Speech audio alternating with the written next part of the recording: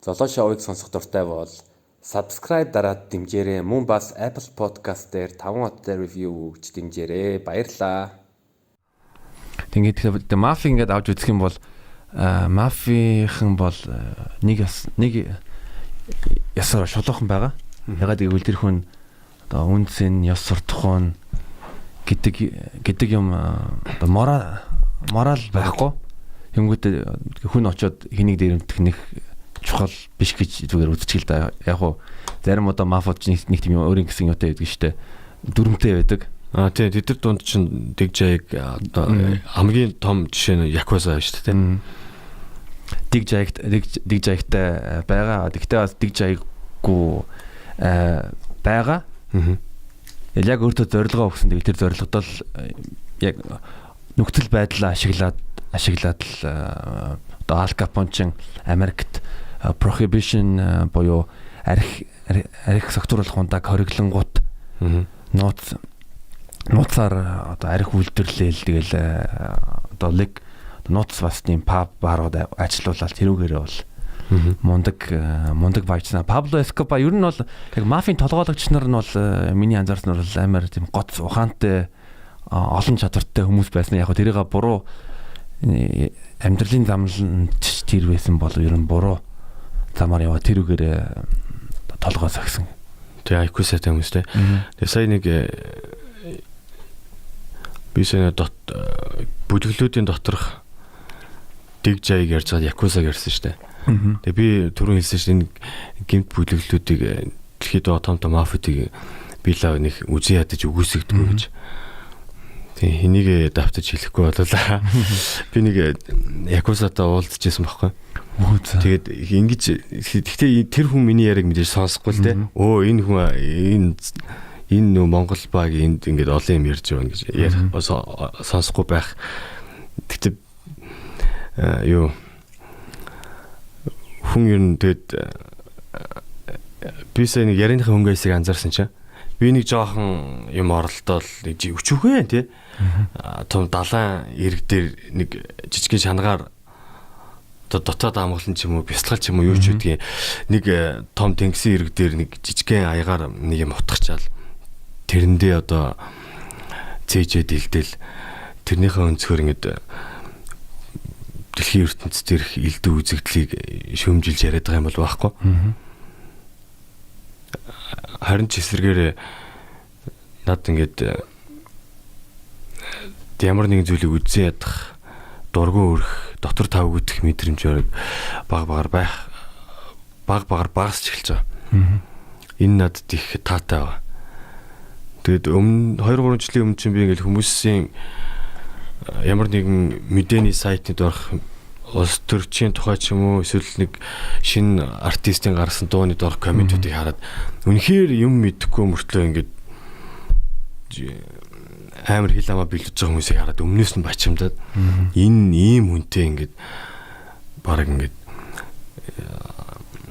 зэрэгцээд амьсгалаад амьдарч байгаа ч гэжтэй гэж үзэн ядах хэмжээний дур бүрхэр хүн таарчсан. Одоо л тийм хүн байхгүй болчиход байгаа биш. Би зүгээр л хүмүүсийг тэгж тийм хүн таарлаач үзэн ядах болчиход байгаа юм байна гэдгээл анзаарсан шүү дээ. Тэгээ намагч бас үзэн яддаг ч юм уу. Одоо гүмахид дургүй хүмүүс зөндөл байгаа л та. Тэр дууны тухайд ярихад би нэр их Монголын энэ хөгжмийн түүхэнд хамгийн одоо азтай ч юм уу нэг сонин хүн. Би зүгээр 11 онд л нэх амар карьер хөө гэж бодоагүй. 11 онд л зүгээр хальт тухайынхаа сэтгэлийн хөрлөөр 3-4 дуу хийж цацсан 3-4 байгаа. Тэгэл болоод 8 жилийн дараагаар өнгөрсөн оны сүүлээр би амьд байна гэд ганцхан дуу гаргасан. Бусдаар бол надад тэгж их зүйлийг золиослоод хичээл чармалт гаргаад карьер хөөсөн зүйл байхгүй байтал чи 11 онд 2-3 юм цацаад дараа нь өнгөрсөн оны сүүлээр ганцхан би амьд байна гэж цацхад л тэр чинь яг энэ дуу хийж төвлөж суусан хугацаагаа бодох юм бол нэг 24 цагч баг хүрхгүй шахах байхгүй. Тэр чинь тэр 24 цаг хүрхгүй шахах үеийн хөдөлмөр маань 8 9 жил намайг ингээд тэр нэг цөөн тооны хүмүүсийн сэтгэл тодорхой хэмжээний багц болтгой байр суурь эзлүүлээд тэгээд одоо ч гэсэн надаа ингээд тийм урмын үгтэй мессеж чат ч юм уу ингээд ирээд байгаад нь би гэнациг даварцсан аацтаа гарч байдаг болоо гэж бодоод л идэв ш. Тэгээ миний туйлын зорилго бол карьер хөөж дуу хийх бол биш. Ер нь бол яг үндэ туйлын зорилго гэж байхгүй. Тэр хүний нөө дотоод амгалан болгоч мэл зорилго биш юм билэ. Зүгээр л бүх зорилгууд, бүх бодлууд, бүх зуршлуудыг баг багаар ингээд салж идэл угаасаа тэрэнд баг багаар ууст юм бэл. Энэ бол ямар нэгэн одоо материалист ч юм уу эсвэл шашинлаг нөгөө олон ийзмүүдээс хамаарахгүйгээр сансрын хүрднэс гэтлэгсэн ойлголт юм байл л дээ. За бас нэгэн тодруулъя. За яргаа загс гэдэг хоч нэрийг яриад утгыг яриад өгөөч. Энэ амар олон утга ярих юм те. Хамгийн нэгдүгээр би яргаа загс идэх дуртай. Гэхдээ яг Монголд маань идэх юм бол нэлээ Монголд ч гэлтгүй угаасаа л үнэтэй л те. Тэгээд дэлхийн элитүүд ер нь бол яргаа загс хэрэгэлдэг. Махан хоол дундаа бол хамгийн нэр хүндтэй хоолнууд тооцогдно. Тэгээд одоо суши бас хийдэж штэ. Тэгээд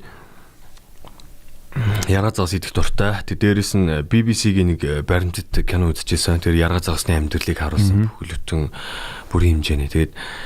Тэгээд базаад хэлэхэд яргаа загас нь ингээд 7-8 төрөл байгаа боловч яг хамгийн үндсэн төрөл тэр Coho salmon гэдэг нь Аляскад ингээд цэнгэг усан төрөд тэгээд төрс ингээд урсгал гол горих дагуу урссараа далаад очиж цуцдаг. Тэндээ өсөж байжгаад далаагаар хэрэн тинж бүх зүйлийг үдэж одоо нас биеинд хүрээд тэгээд амьдралынхаа төгсгөлд буцаад өөрийнхөө төрсөн цэнгэг усыг олж очиж одоо ясаа тавьдаг гэх чашаа тэндээ ингээд төрсөө шахаад ингэдэг. Тэгвэл одоо манай нөгөө ихийнхэн хээлэн зарагдсан унаг нутгаа болоод ирдэг гэдэг штэ.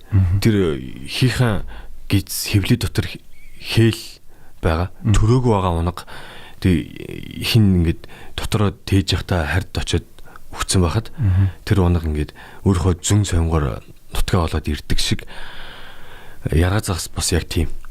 Тэр ингээд урсгал сүрж яг өөрийнхөө урсаж ирсэн голыг яг олж мэдэж очиж урсгал сүрж явсараад яг тэр өөрийнхөө native land буюу өөрийнхөө төрсөн тэр цэнгэг усанд хүмүүсээр бол native land гэдгийг амьтдын ертөнцид native land гэдэг юм лээ. Nat гэдэг үг нь national гэдгийг нөгөө бүх язгуурлал юм лээ тий. Тэгээд энэ надад аюу таалагдаад ингээд эрдэмтэд энийг газрын соронзон орон бүх зүйлтэй холбож нарийн судалж байгаа юм байл л дээ. Тэгээ ерөөхдөө би түрүү ярьсан шүү дээ хүн ингээд хүний амьдрал бол зөвхөн ингээд энэ бодит биеийн амьдралаар хязгаарлагдахгүй энэ дуусаад нөгөө цэцгийн баглагаа дотроо өөрийнхөө дэлбэлүүлсэн цэцгийн баглагаа бариад буцнаа гэдэг шиг яргаа загас яг тэгээд далайгаар тэнж бүх зүйлийг үдчихэд эцэст нь ингээд насныхаа төгсгөлд ингээд энэ бол миний байх газар биш юм байна. Гэт яг өөрийнхөө цэнгэг усыг төрсөн нутгаа болоод очт юм бэл. Тэгээд хамгийн гайхалтай нь нэгч яргаа загас энэ дундаасаа за болио урсгал сүрээ яваад орчин чулуун болон бие ураад хэцүү юм байна яар шиг тэр далаад амар чимэрээс юмж тэндээ очиж ясаа тавьчих албуу гэж нэгч яргаа загас буцдгүй мэлээ. Тэгээд бүгдээрэл дайрдаг юм лээ. Тэгээд яг хаврын үйлрэл ч юм ялангуяа нөгөө Аляскад ингээд тэр яргаа загсан яг эд нүүдлийн үеэр хөрхрээний урдаас ингээд давж чадахгүй өндөр хөрхрээ байсан ч шантрахгүй өсөрж яхад дээхэн талаас нь grizzly birds ингээд идэд штэ.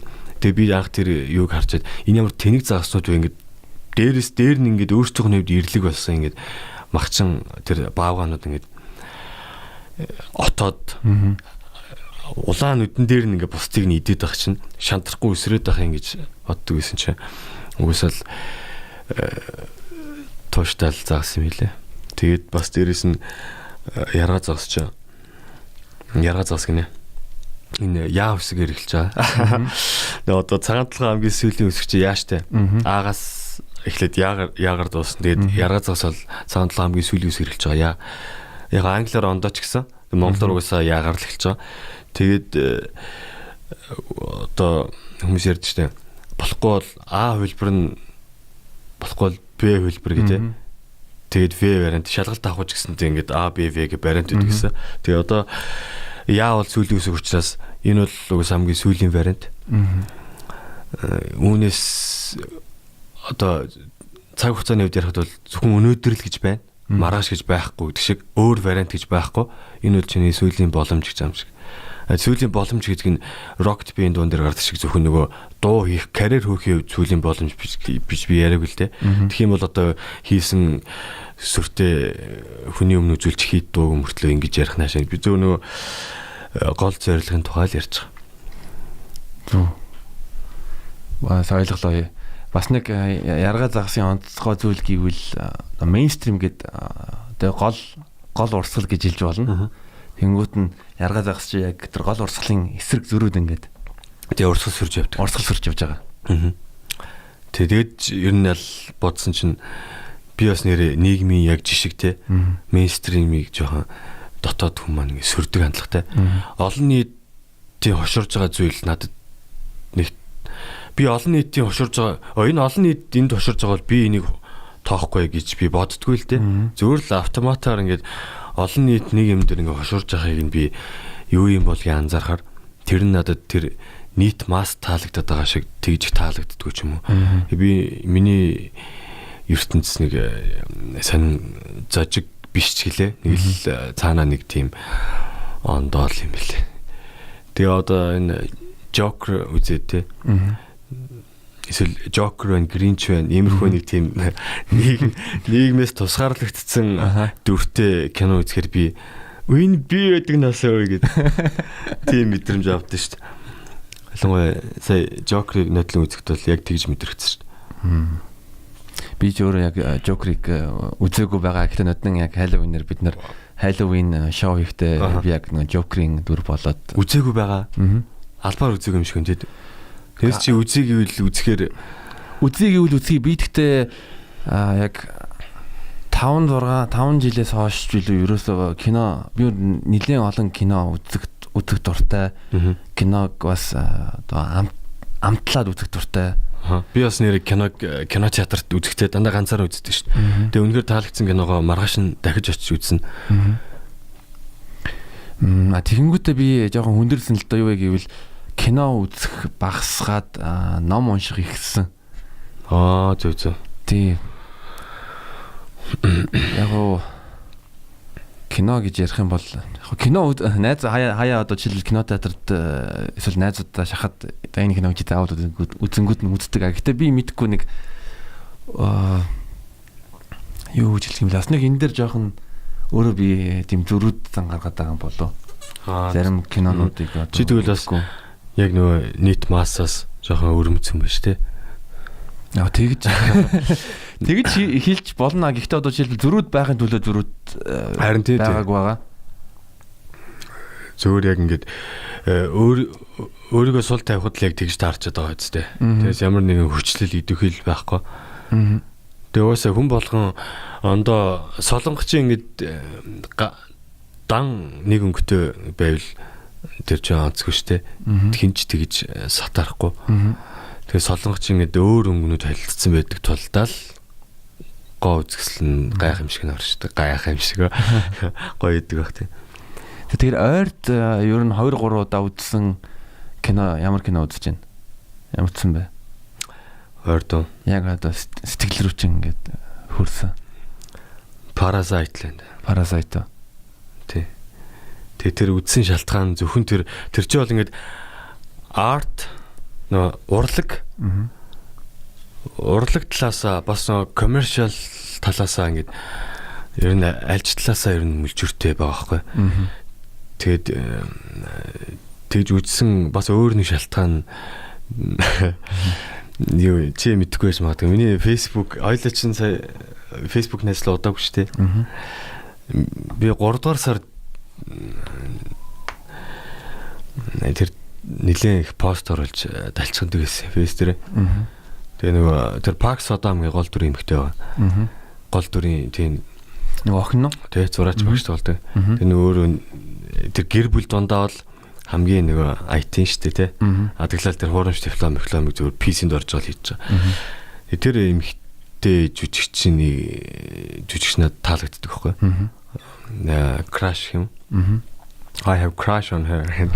Тэгээд тэр бас нэг хидэд үзэх шалтгааны нэг байсан. Ялангуяа тэр нөгөө за би мэднэ. Машин дотор. Тийм. Шууд нүдэн тарагдлаа шүү. Тэгэхээр одоо гач донт ингэ бодчих үү дээ. Тэр охины жүжигчний нэр хин гэсэн мөлий Park Sodam. Яг гоо бичгтээ English англиар ингэ Sodam гэдэг. Гэхдээ яг нөгөө солонгосоор Park Sodam суугаар шүү. Park Sodam. Тэ Sodam шиг байхгүй. Амар иршүүд нэртэй байгаас тий. Надад бол Садам л санагдаж байна л да. Садам Хусейн. Тэгээ нөгөө Park ч гэсэн тэгээ нөгөө 9 цагийн Park тэсв. Энэ жүжигчний ер нь хэр олон кинонд тоглосон жүжигч. Би бол энэ чинь сүүлд 13 оноос карьер хийсэн юм билээ. Тэгээд 91 оны 9 сарын 8-нд төрсөн. Охины ордны жүжигч юм билээ. 13 оноос карьер хийсэн юм билээ. Тэгээ нэг сүрхий яг хамгийн оргил дүр нь одоогор яг Parasite л болж таарлаа л да.